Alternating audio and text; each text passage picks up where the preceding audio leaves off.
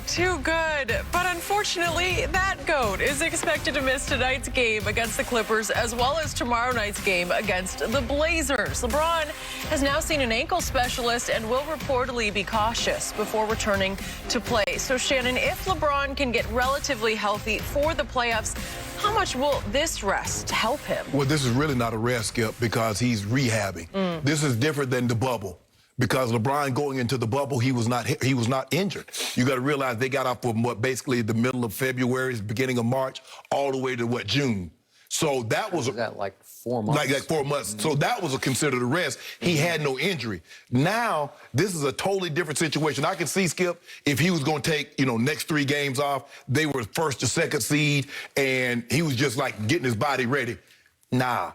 He needs to be on the court getting timing together with AD and Drummond, getting timing together with Ben McLemore. So this is a very different situation than what we're used to seeing. There's a reason why, Skip, teams are not resting guys now.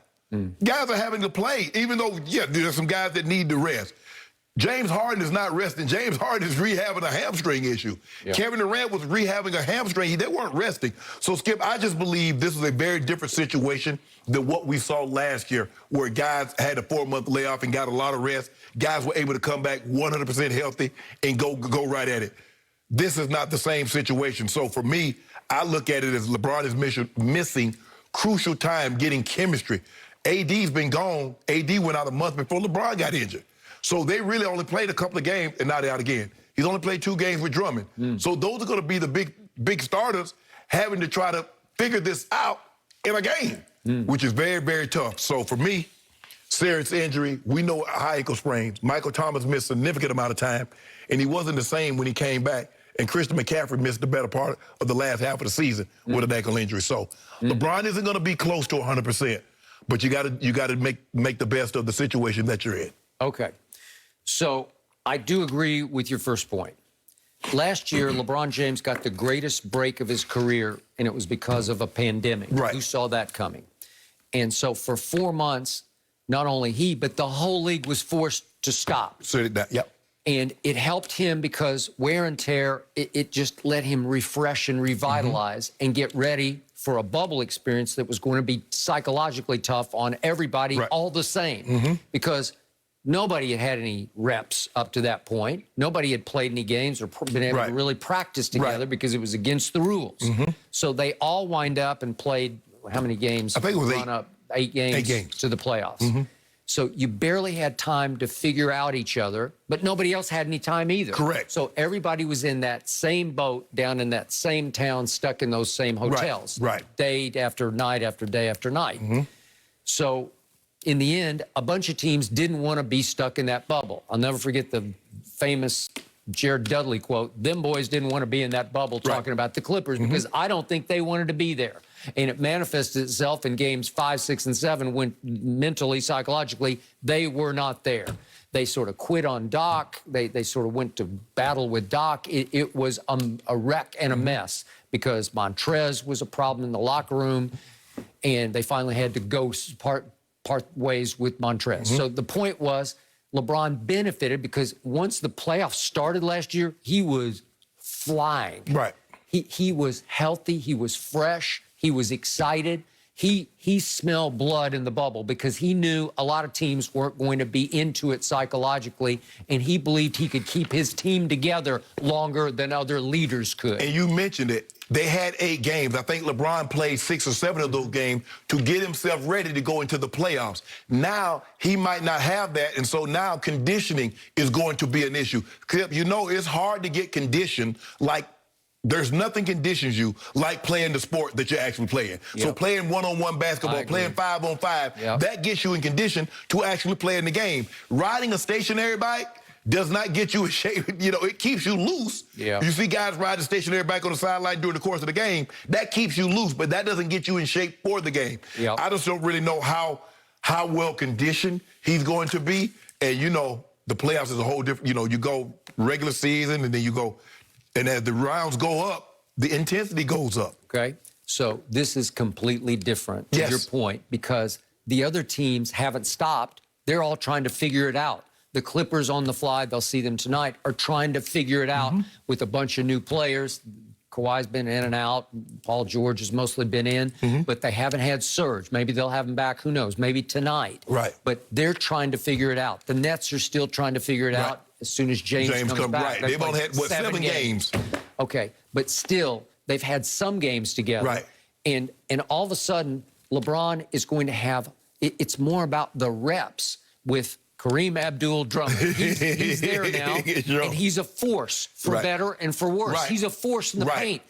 He goes and he camps in the paint, and if you get him the ball at the right moment, he's pretty hard to stop from scoring the basketball. And that's the fine line, Skip. How do I give him enough touches to keep him engaged, to keep him playing hard, rebounding the basketball, challenging shots on the defensive end, but not so much that it stagnates our offense? Because like you said, Skip, we dump it down to him. We expected him to probably back up, you know, and go to the hole. So that's the fine line LeBron is trying to run. I got to give him some touches because I want to keep him engaged. I want to keep him crashing the offensive end and playing defense, but I don't want to get too much of it that it gets all the other guys out of their rhythm because we haven't had to play with a guy like that. Skip, they wasn't giving no balls to JaVale. They wasn't dumping it down to him. Get it off the rim, dunk it, or we throw you the lob. Dwight Howard, get it off the rim, or we'll throw you a lob. They weren't feeding the ball into him and hoping they make something with that. Okay.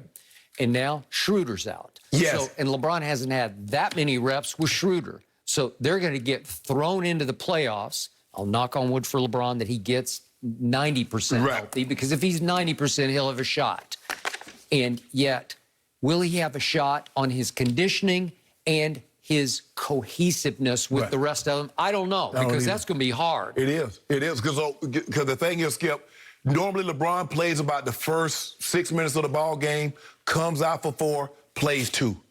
But the thing is, when you're dealing with that ankle, Skip, the thing that you need to do is keep the blood flowing. So when you come out, Skip, guess what? That thing starting to stiffen up. If you notice, he got the band. He's still trying to keep that blood flowing. And then you go into the half, 20 minutes. I agree. On bad ankles, the more you can run, the better. The more you can keep it moving, the better. Trust me, I know. Sit down, no good. It's over. Yep. It's over. It can be over because you can't, like, start icing it or it'll really just clam up. It'd be stiff and stiff. Okay, and I'm going to throw this out. As he's become more of an entertainment world baron, LeBron is savoring his cigars and his wine. And I don't know if he does it every night or not, but it gets tougher to get back in shape when that's more of your lifestyle. And I have nothing against the lifestyle, but I watched Michael Jordan at the end. It was too much. After a while, it just got him where you can't overcome it. Once he got to Washington, he never quite got back in what I would call premium condition. Mike was on them sticks too hard. Mike doing 3 to 5 sticks of them slow burning sticks. So, man, you imagine burning them lungs, man. So Mike couldn't do it. But, Skip, you know, like me, you know, Mike, he in the hyperbaric chamber. I know he in the hyperbaric chamber. As a matter of fact, I got me one. You're saying LeBron? Yeah, LeBron, I got to get me a hyperbaric chamber because I'm training for something. What are you training for? Don't worry about it. You go see the transformation. Man, I ain't run no triathlon. They tried to get me to run one time. Yeah? Yeah. That would be a nice sum of money, it's not too. just run one, it's swim one. That was the part. that was the part to go get me. I was going to be done. Man, 2-mile swim.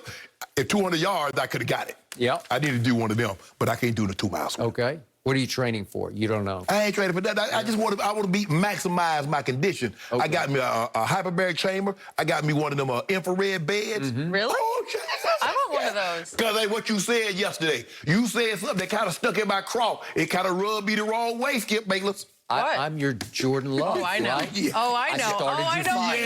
You know, that kind of rubbed me the wrong way. There's no way you're in Tim Tebow's league as a blocker. We are not going there again. What league is We're that? not going What there. league is that? Skip, that was yesterday. This is today. What league is that? It's the Heavenly League. Shannon's got a hyperbaric chamber. He's got the red light therapy. Yeah, I got the infrared bed.